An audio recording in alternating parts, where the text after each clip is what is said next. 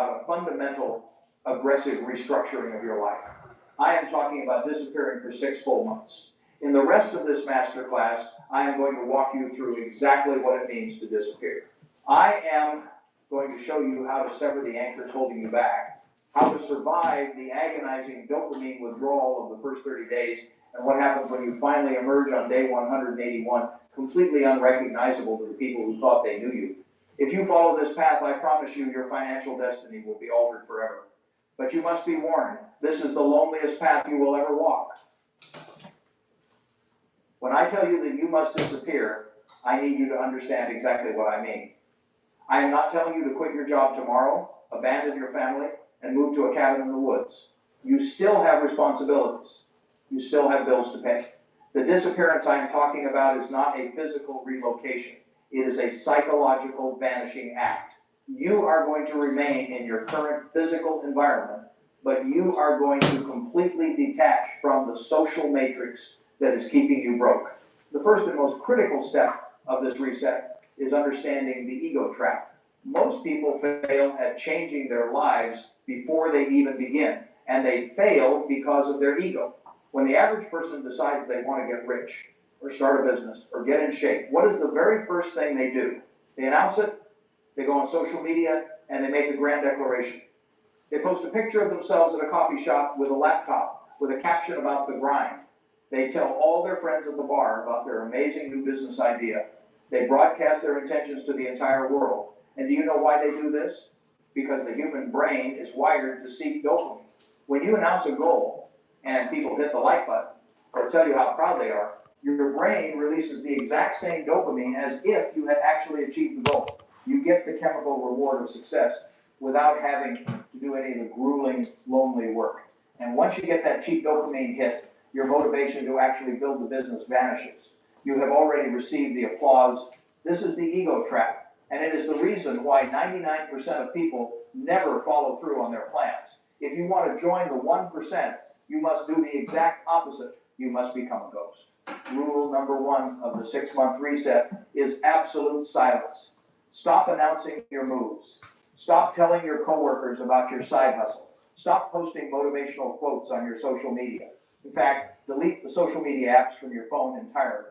Your business plan does not need the validation of people who are broke. Your financial future does not require the approval of people who are trapped in the exact same rat race you are trying to escape.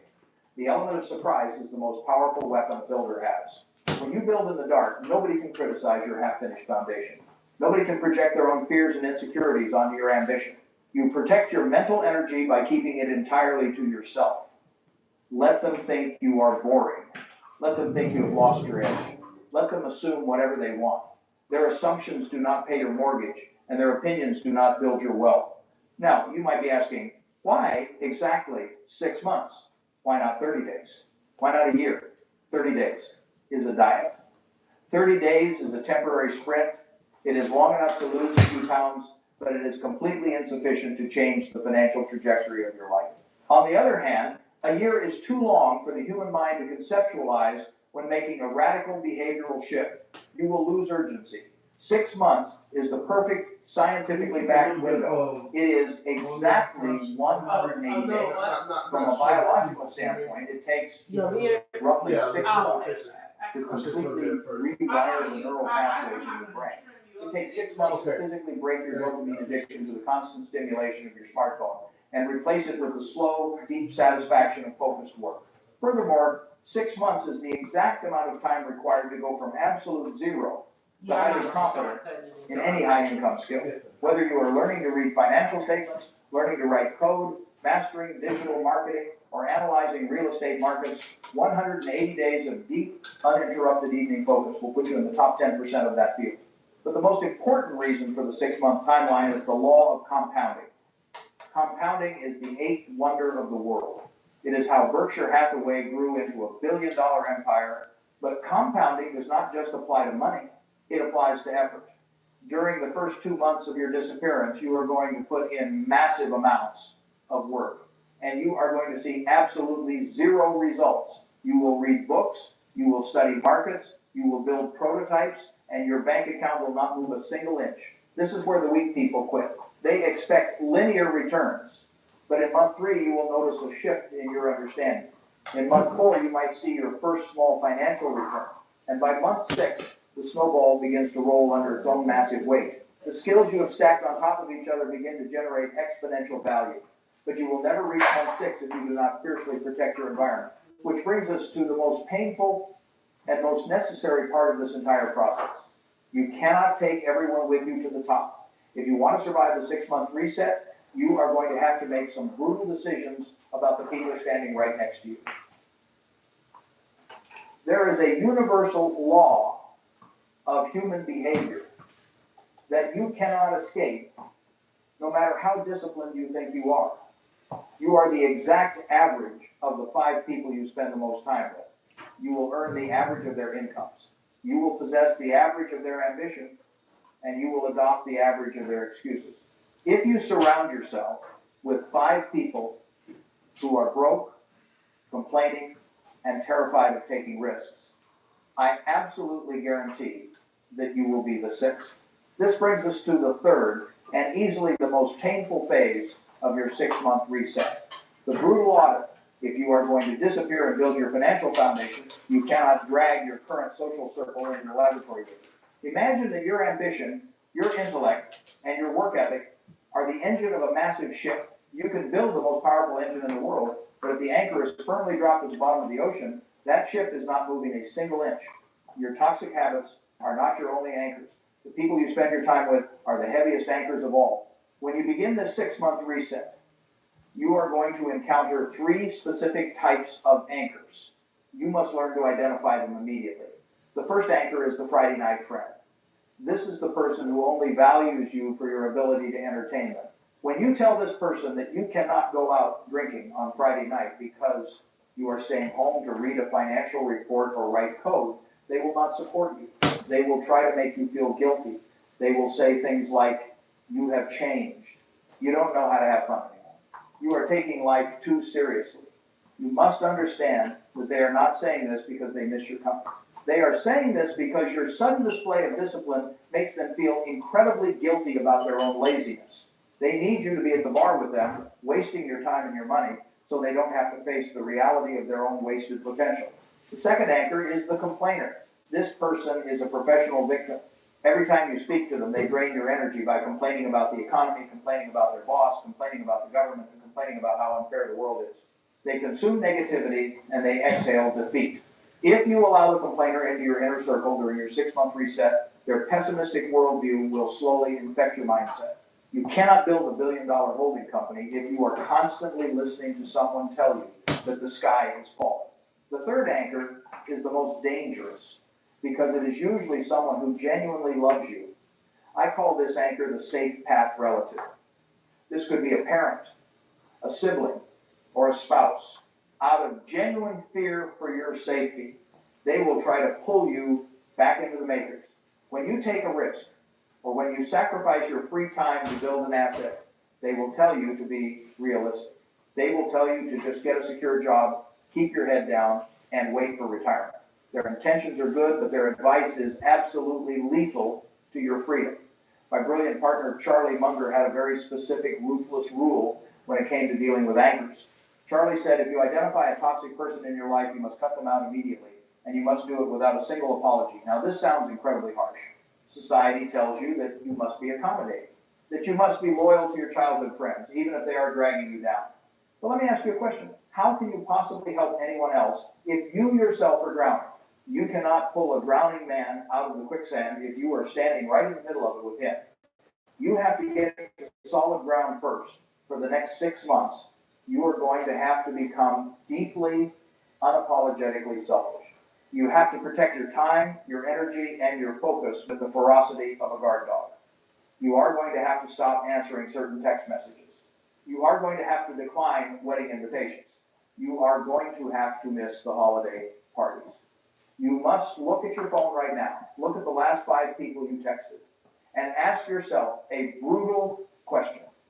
Are these people builders or are they consumers? Are they talking about ideas or are they talking about other people? If they are consumers, you must hit the mute button on those relationships.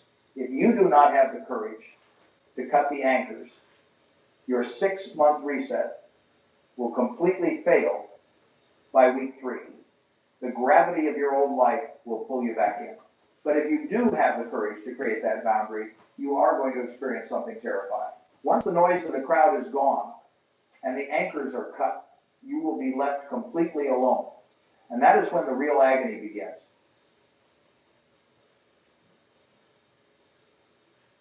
Good stuff.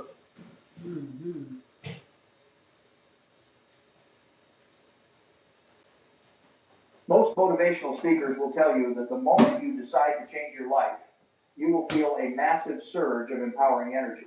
They tell you that you will sit down at your desk, filled with inspiration, and immediately start building your empire. But I am not a motivational speaker, and I am not here to lie to you. The truth about the 6-month reset is far more brutal. When you finally turn off your phone, close your door, and sever the ties with your toxic anchors, you are not going to feel inspired. You are going to feel panic. When the noise of the world abruptly stops, you are thrust into a psychological space that I call the void. The void is the deafening silence of an empty room. It is the exact moment you realize that there are no more distractions, no more excuses, and no one else to blame. For the first 30 days, the void will feel like absolute agony. And there is a very specific biological reason for this. For the past decade, your brain has been deeply conditioned to receive an artificial chemical hit of dopamine every 3 minutes. You get it from scrolling through infinite social media feeds, from checking the news cycle, and from the constant pinging of text messages. Your brain has become addicted to this cheap, effortless stimulation. When you suddenly remove all of those triggers, your brain enters a state of literal chemical withdrawal. You will sit down at your desk with a financial report or a blank document for your business plan, and within 5 minutes, your hand will automatically twitch, reaching for a phone that isn't there. Your chest will feel tight. You will experience an overwhelming, irrational urge to turn on the television just to have some background noise, just to hear another human voice. You will feel intense FOMO. The fear of missing out. You will imagine your friends having the time of their lives at the bar while you are sitting alone in the dark. This is the crucible. This is the exact moment where the 99% break. They reach the void, they feel the agonizing discomfort of the silence, and they immediately surrender. They turn the television back on. They text the toxic friend. They run back into the warm, comfortable embrace of the crowd. If you want to survive the void, you must completely reframe how you view the act of being alone. In the English language, there are 2 distinct words that describe being by yourself. The first word is loneliness. Loneliness is a state of profound suffering. It is the feeling that you are isolated against your will. It is the belief that the crowd is having a massive party and you are not invited. Loneliness is a state of emotional weakness. The second word is solitude. Solitude describes the exact same physical reality. You are still sitting alone in an empty room. But the psychological state is entirely different. Solitude is a state of immense power. It is a choice. It is the conscious decision to isolate yourself in order to achieve a higher objective. Solitude is the laboratory where billionaires are built. It is the only place in the universe where the noise of the crowd is finally quiet enough for you to actually hear your own thoughts. For the first time in your life, you are not reacting to the agenda of the news anchor or the agenda of your boss or the agenda of your friends. You are finally alone with your own strategic mind. When you embrace solitude, something miraculous happens to your brain. You must allow yourself to experience deep, uninterrupted boredom. Modern society treats boredom like a disease that must be cured immediately with a screen. But boredom is actually the precursor to immense creativity. When you starve your brain of cheap dopamine and mindless entertainment, your brain will panic at first. But eventually, it will adapt. To entertain itself, your mind will start generating high-quality ideas. You will suddenly figure out the solution to a complex business problem that has been bothering you for months. You will connect 2 seemingly unrelated financial concepts and spot an investment opportunity that everyone else missed. The silence, which initially felt like a terrifying enemy, will transform into your greatest ally. By the end of the first 30 days, the withdrawal symptoms will fade. You will no longer crave the noise. In fact, you will begin to fiercely protect the silence. The solitude will become the blank canvas upon which you paint your wealth.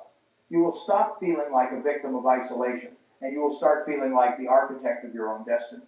But what happens when the 6 months are over? What happens when you finally open the door and step back out into the world? The final phase of this journey is the most rewarding, but it is also the most shocking, because the person who walks out of that room is not the same person who walked in.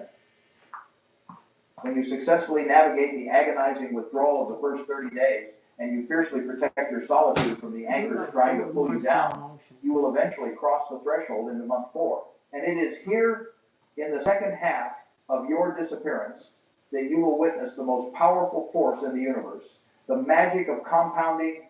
I have often compared building wealth to rolling a snowball down a very long hill.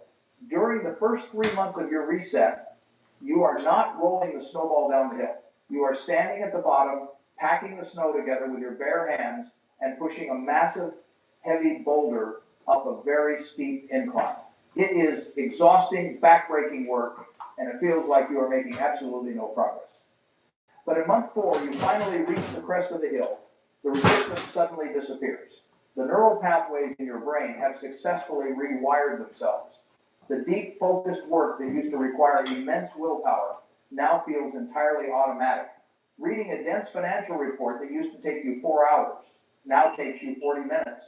The complex coding language that looked like absolute gibberish in week 1 suddenly clicks together and makes perfect sense. Your emotional control compounds as well. You no longer feel a spike of anxiety when your phone doesn't ring. You no longer feel the desperate need to check social media to validate your existence. You have developed the quiet, unshakable confidence of a man who is entirely self-reliant. And as your skills and your discipline compound, your capital finally begins to follow. The side business you spent 3 months building in the dark suddenly gets its first paying customer, then its 10th, then its 50th.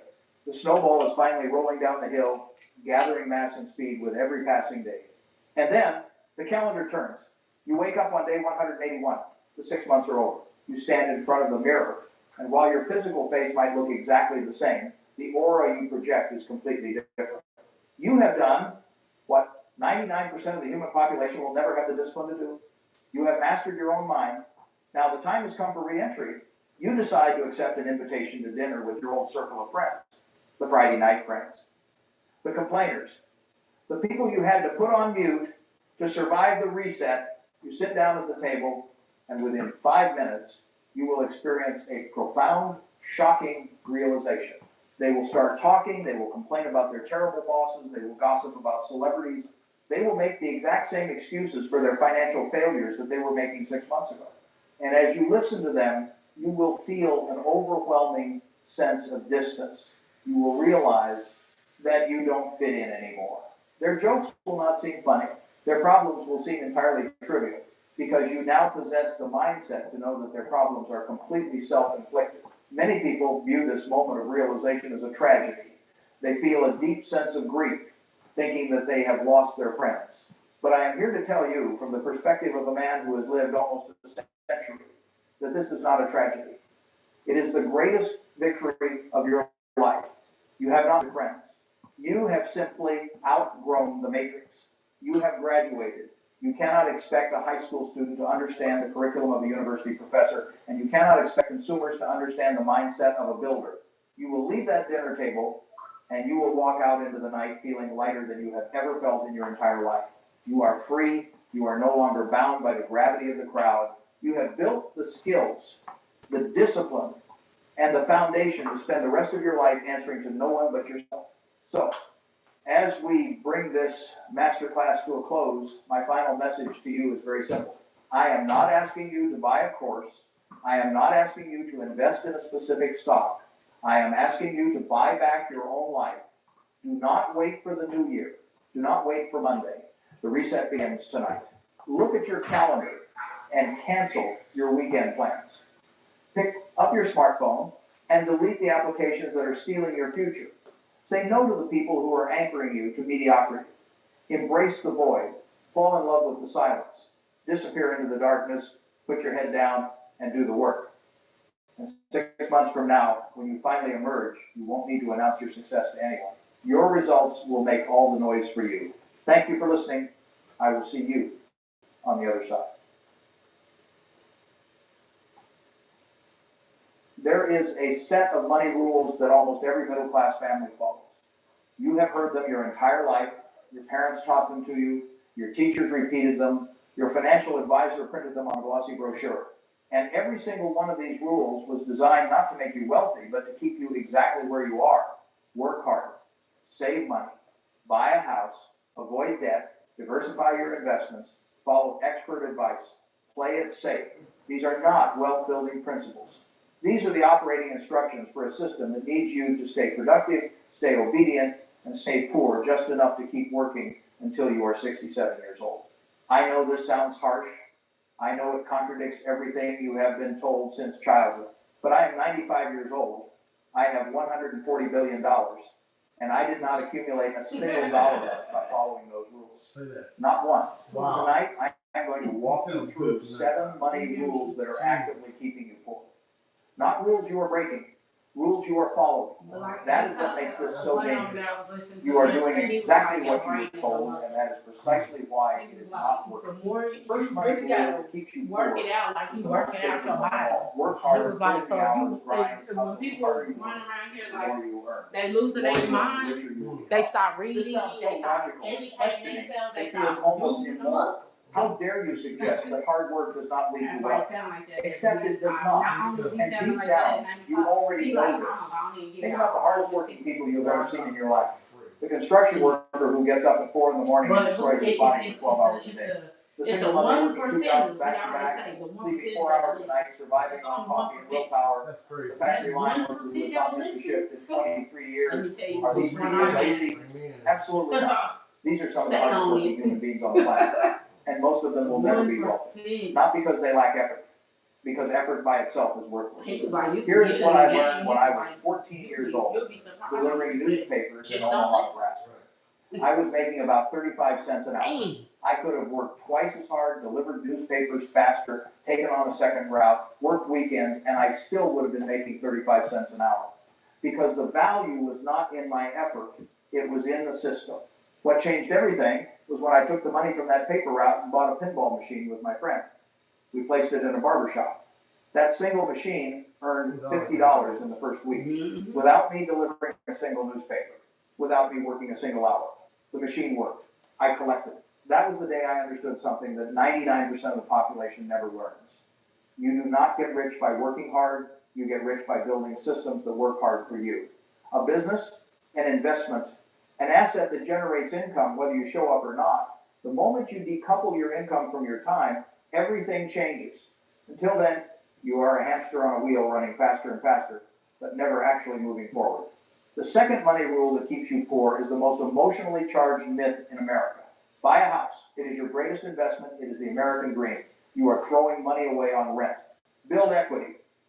Get on the property ladder. I have lived in the same house in Omaha since 1950. I bought it for $31,500. And even I will tell you, my house is not an investment. It is a place where I sleep and eat breakfast. That is all it is. An investment puts money into your pocket. Every month, every quarter, every year, it generates cash flow. My shares of Coca-Cola pay me dividends. My shares of Apple pay me dividends. BNSF Railway generates billions in revenue that flows into Berkshire Hathaway's treasury. Those are investments. They produce income. Your house does the opposite. Your house takes money out of your pocket every single month. Mortgage payment, property tax, insurance, maintenance, a new roof every 20 years. A new furnace every 15, a new water heater every 10. You are not building wealth. You are building a lifestyle that demands a constant stream of cash to sustain itself. Now, does a house appreciate in value over time? Sometimes yes. But after you subtract inflation, property taxes, insurance, maintenance, and the interest on your mortgage over 30 years, the real return on most residential homes is close to zero. The stock market, by comparison, has returned an average of 10% per year for the last century. If you had taken that 30-year mortgage payment and invested the difference in an index fund, you would retire with more money than the house will ever be worth. I am not saying never buy a house. I am saying stop calling it an investment. Call it what it is, a consumption decision, a lifestyle choice. There is nothing wrong with owning a home, but the moment you confuse your biggest expense with your biggest asset, you stop looking for things that actually build wealth. And that confusion has kept more families stuck in the middle class than any other financial myth in history. The third rule, save money, put it in the bank, build an emergency fund, be responsible, live frugally. Let me be very clear about something. Saving money is not bad. Having an emergency fund is not bad. If you have nothing saved and you are one car repair away from financial disaster, then yes, saving is the first step. I am not arguing against discipline. I have eaten the same breakfast for 60 years and I still drive myself to work. Nobody will ever accuse Warren Buffett of being wasteful. But here is the problem. Saving alone will never make you wealthy. And the people who teach you that saving is the path to riches are either lying to you or they are terrible at math. Let me give you the math. Right now, the average savings account in America pays roughly 4% interest in a good year. Inflation runs at roughly 3%. That means your real return, the actual growth of your purchasing power, is 1%. 1%. If you save $10,000 a year at 1% real growth, in 50 years, you will have approximately $640,000. After half a century of discipline, that is not wealth. That is survival. Now watch what happens when you invest instead of save. That same $10,000 per year invested in the S&P 500 at its historical average of 10% becomes approximately $12.7 million in 50 years. Same discipline, same sacrifice, same $10,000 a year, but 20 times more money because you stop parking your cash in a savings account that barely beats inflation and you put it into assets that actually grow. The wealthy do not save money. The wealthy deploy money. They take every available dollar and put it to work in businesses, real estate, stocks, and systems that compound over decades. Your savings account is a parking lot. The stock market is a highway. You cannot reach your destination sitting in a parking lot, no matter how long you wait. Save enough to survive. Invest everything else. That is the rule. The banks do not want you to learn because every dollar you leave in a savings account is a dollar they lend out at 8 or 9% while paying you for. You are funding their wealth, not building yours. The fourth rule, diversify.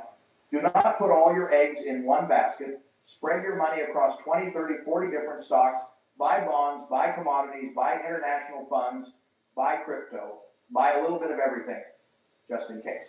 This is the most popular piece of financial advice on earth. And it is the advice of someone who has no idea what they are doing. I have said this publicly many times, and I will say it again tonight.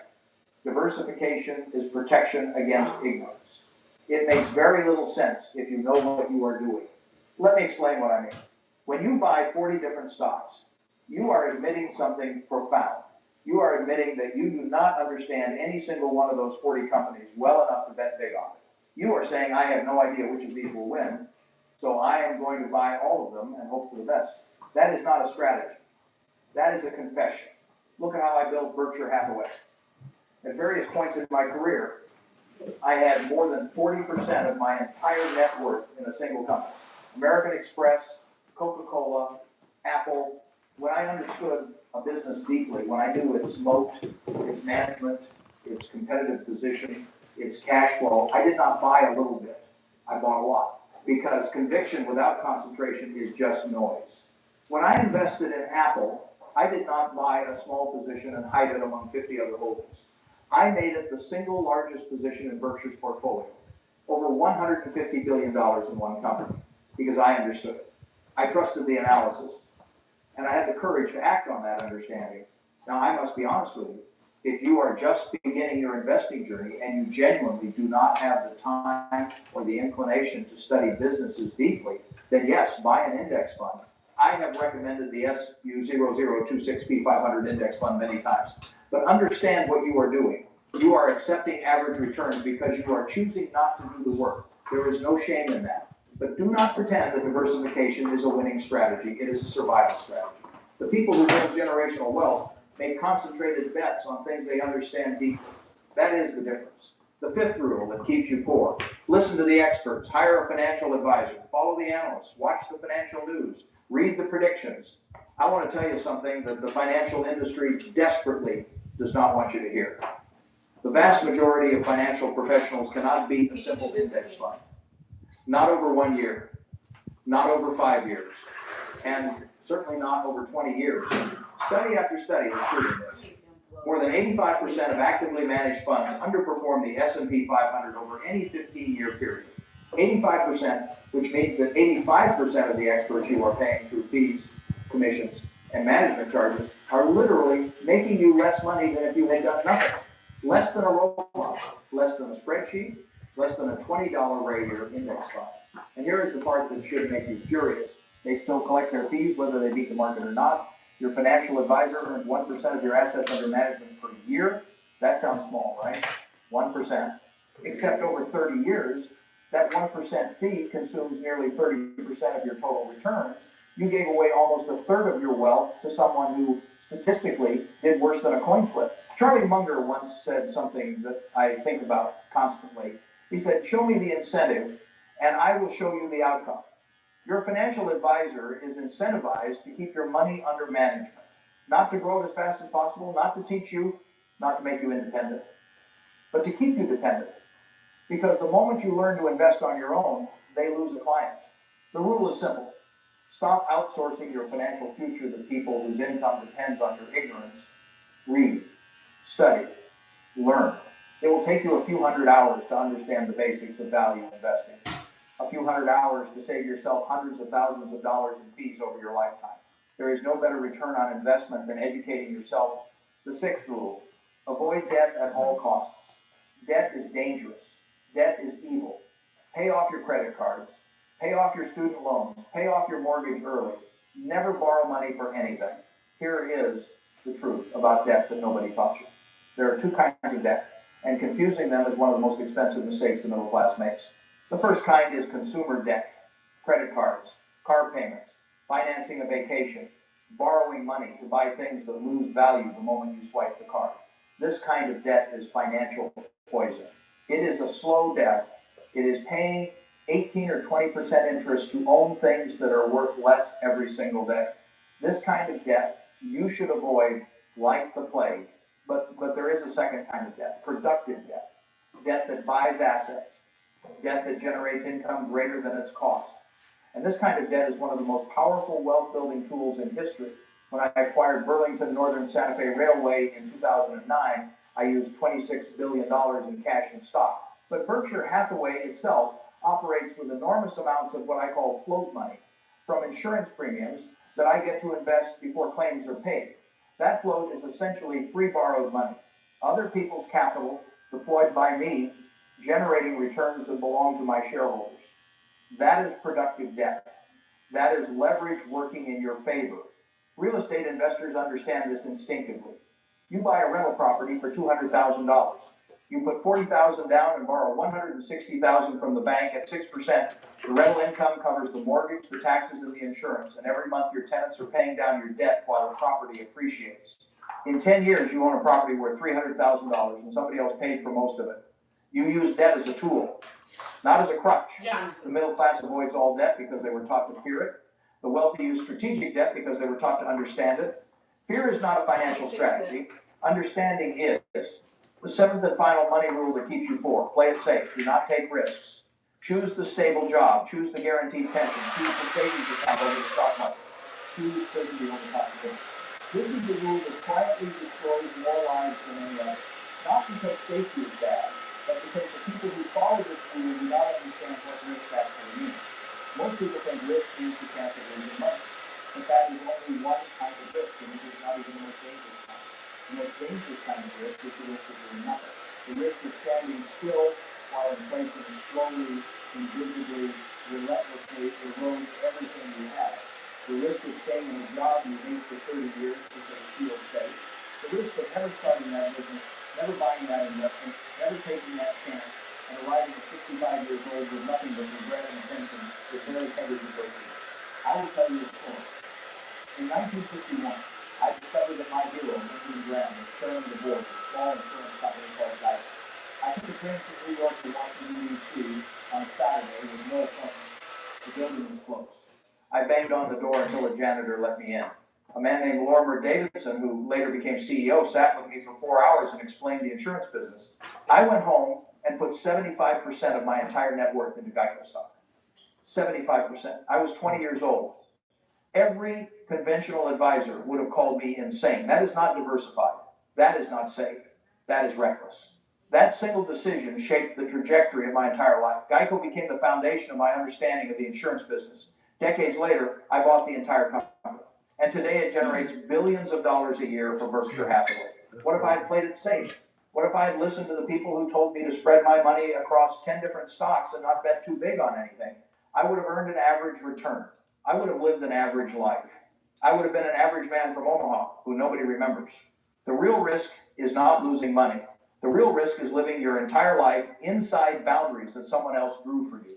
The real risk is being so afraid of failure that you never give yourself the chance to succeed. Calculated risk is not gambling. It is the price of admission to an extraordinary life. 7 money rules, 7 invisible chains. Let me give them to you one final time.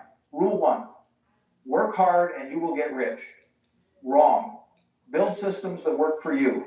Rule 2, your house is your greatest investment. Wrong. Your house is your greatest expense. Invest in assets that pay you. Rule 3, save money and you will be wealthy. Wrong. Save to survive. Invest to thrive. Rule 4, diversify everything. Wrong. Concentrate on what you understand. Diversification is the admission of ignorance. Rule 5, listen to the financial experts. Wrong. 85% of them cannot beat an index fund. Educate yourself. Rule 6, all debt is bad. Wrong. Consumer debt is poison. Productive debt is a weapon. Learn the difference. Rule 7, play it safe. Wrong. The greatest risk is taking no risk at all. These 7 rules were not created to protect you. They were created to protect the system. The banks, the advisors, the employers, the institutions that profit from your compliance. Every dollar you save in their bank is a dollar they lend at a higher rate. Every year you spend in their company is a year of your labor they captured at a discount. Every question you never asked is an answer that would have set you free. I am giving you these answers tonight. What you do with them is entirely your choice. But now you understand the game. And a person who understands the game can never go back to playing it blindly. If this changed the way you think about money, subscribe to this channel. Every video here exists to hand you the rules they never wanted you to learn. And if you want to discover the 7 rules billionaires follow that they will never share publicly, watch the video on your screen. Stay sharp, stop following, start thinking. I can go and explore the world. They often ask Not me just to to go go over crowded shareholder meetings or over a simple steak dinner when the cameras are finally turned off. Warren, what is the secret? They lean in, expecting a complex mathematical formula, a hidden Wall Street algorithm, or a piece of insider information that only the chosen few possess. But as I sit here tonight, with nearly a century of life reflected in the polished mahogany of this old desk, I'll tell you a truth that most people find deeply disappointing. Success is not a secret. It is not magic. It is simply a series of deliberate choices made in the complete absence of an audience. Over the decades, I've watched the world change immensely. I've seen global markets crumble overnight, massive empires rise from dusty garages, and 1,000 sure things turn to absolute dust. And through all that deafening noise, I realized something fundamental. The people who truly win in this life, the ones who build lasting wealth and legacies that outlive them, do not play the same game as everyone else. They aren't looking for the fastest route to a quick buck. They are looking for the most sustainable path to absolute freedom. Tonight, listening to the rain drumming against the windows of my office here in Omaha, I'm reminded of a conversation I had many decades ago about the compounding of character. You see, money is just a scoreboard.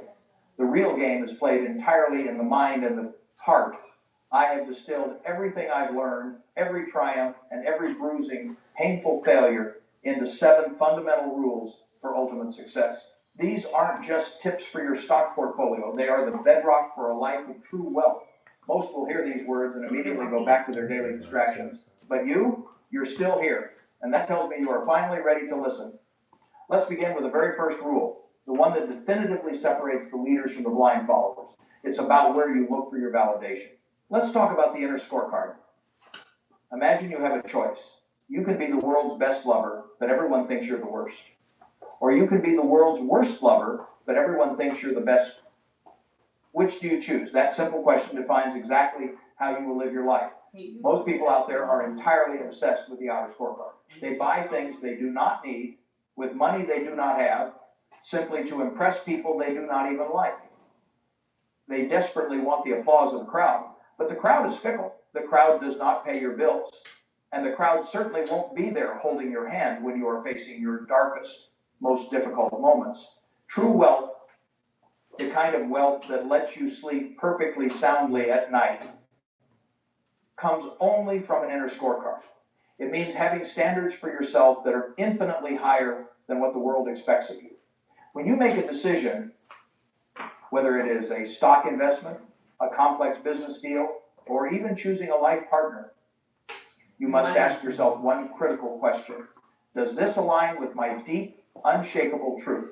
If the world praises you for a terrible decision, you still lose. If the world fiercely criticizes you for a brilliant decision, you still win. The day you finally stop caring about what the gallery thinks is the very day you become a truly dangerous force in the market. It is the day you stop playing their rigged game and start quietly building your own empire. That is rule number one.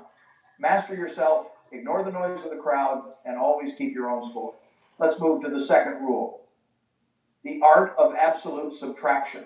We live in a world that completely glorifies busyness. People walk around wearing their exhaustion like a badge of honor. They genuinely believe that motion equals progress. But motion without direction is just a rocking chair. It burns a tremendous amount of energy, but it gets you absolutely nowhere. Most people suffer from the disease of addition. They think success is about saying yes to every single opportunity that crosses their desk. But the truly dangerous individuals, the ones who build real empires, say no to almost everything. I often give young investors a specific thought experiment. Imagine that you are handed a lifetime punch card.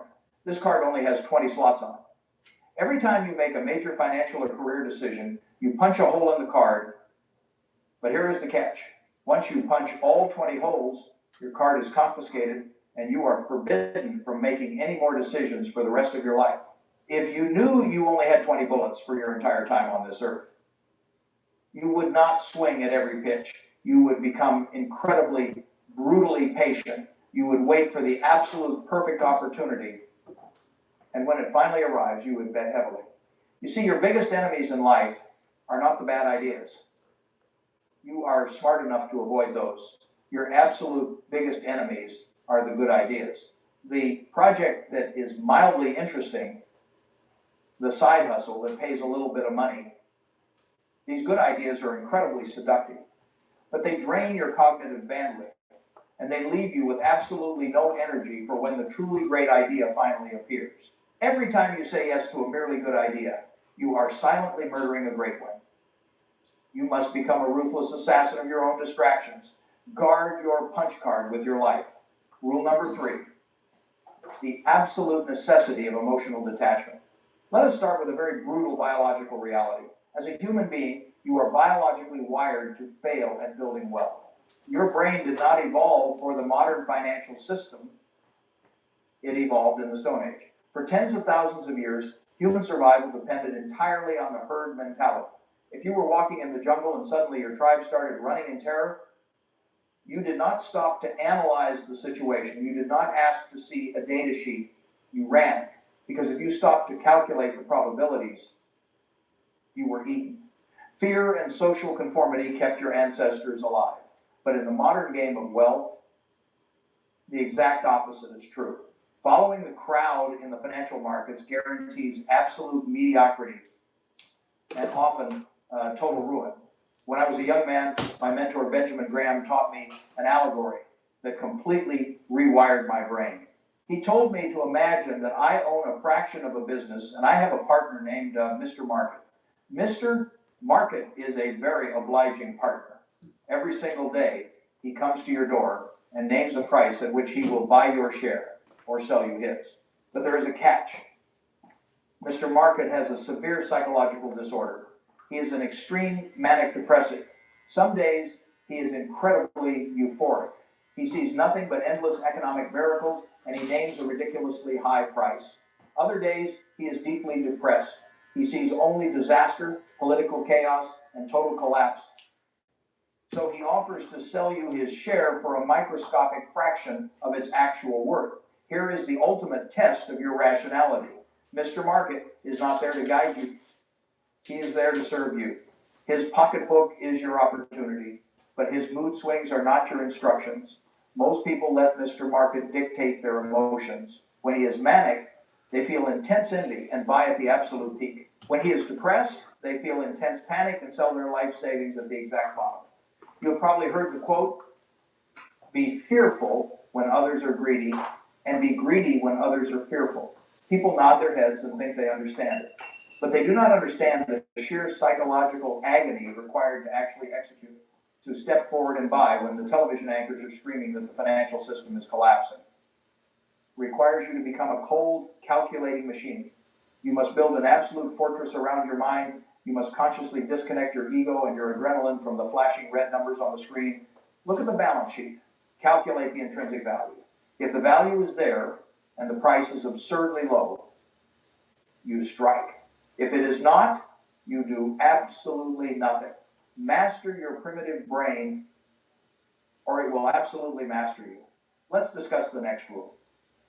The brutal mathematics of survival, or what my mentor called the margin of safety. Whenever people ask me for my top investment advice, I tell them I only have two rules. Rule number one is never lose money. Rule number two is never forget rule number one. Most people think this is just a clever joke from an old man, but I am not joking. I am stating a strict mathematical law of the universe. Highly intelligent people are almost always completely obsessed with the upside. They spend all of their time calculating how much money they can make. They dream about the yachts and the massive houses, but they spend absolutely zero time calculating the downside.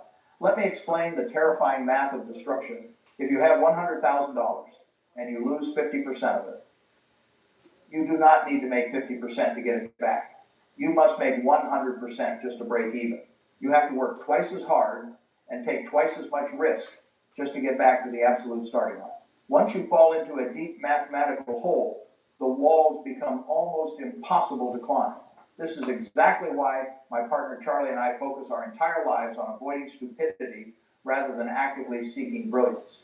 You must build what we call a margin of safety.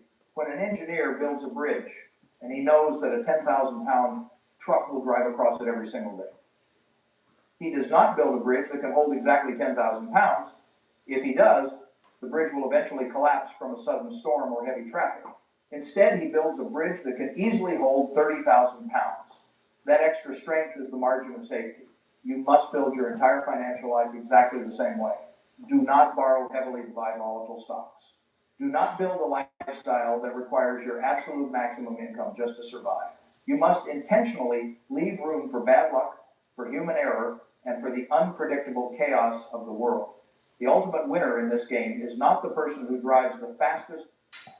The ultimate winner is the person who simply refuses to crash. Rule number 5. The undeniable gravity of human association. We live in a culture that worships the myth of the lone wolf. We are constantly told that if you just possess enough inner strength, you can overcome any toxic environment. Let me tell you, from decades of observation, willpower is a complete biological illusion. It is exactly like a battery. You wake up in the morning with a full charge, but by the end of the day, after making countless decisions, that battery is completely dead. But your environment, the people you choose to surround yourself with, that is not a battery. That is a gravitational field. It pulls on you 24 hours a day, and it absolutely never gets tired. If you hang around with people who constantly complain, who blame the economy for their problems, and who lower their standards, I can guarantee with absolute mathematical certainty that you will eventually become exactly like them. The primitive human brain is designed to seek social harmony. You will subconsciously adopt their excuses just to fit in. When people ask me for the secret behind Berkshire Hathaway, they expect to hear a complex theory about market timing. But the real secret is my partner, Charlie Munger. The most critical financial decision of your entire life has absolutely nothing to do with the stock market. It is who you choose to marry and who you choose to partner with in business. I chose Charlie because I desperately wanted someone who would force me to elevate my own game. Someone with the courage to look me dead in the eye and tell me when my ideas were foolish. Highly intelligent people often make a tragic mistake. They let their fragile ego choose their friends. They desperately want to be the smartest person in the room. But let me give you a brutal warning. If you look around and realize you are the smartest person in the room, you are in the exact wrong room. You are not growing. You are slowly decaying. You must actively seek out rooms where you are the dumbest person, surround yourself with giants, and your brain will have no choice but to adapt. Tell me who your heroes are, and I will tell you exactly how your life will turn out. Rule number 6, the law of internal compounding, or the ultimate unseizable asset. Look at the absolute state of panic in the world today.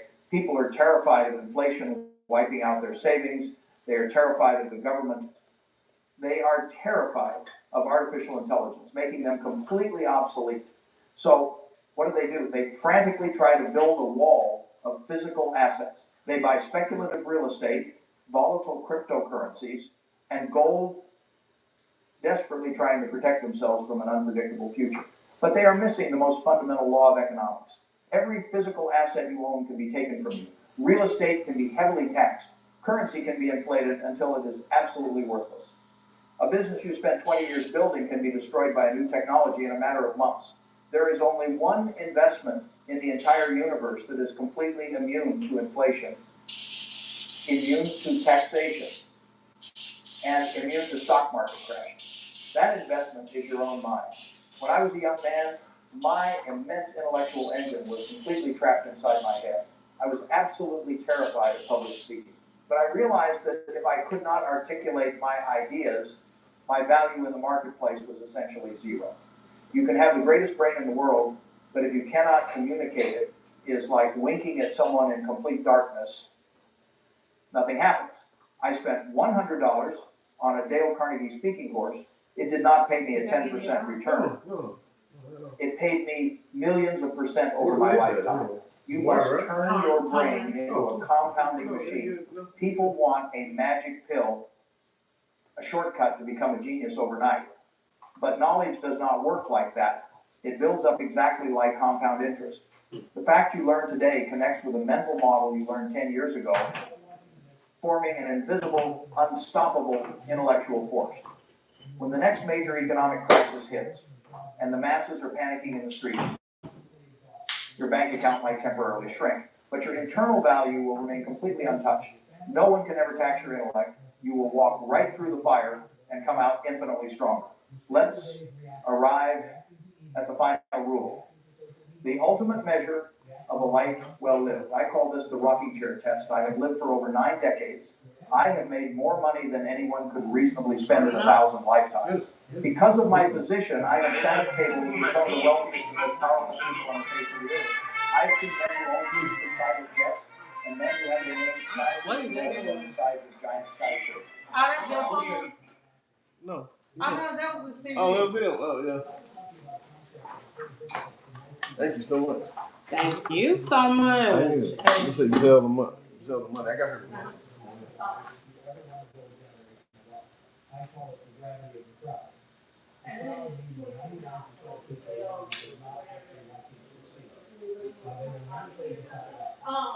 Actually,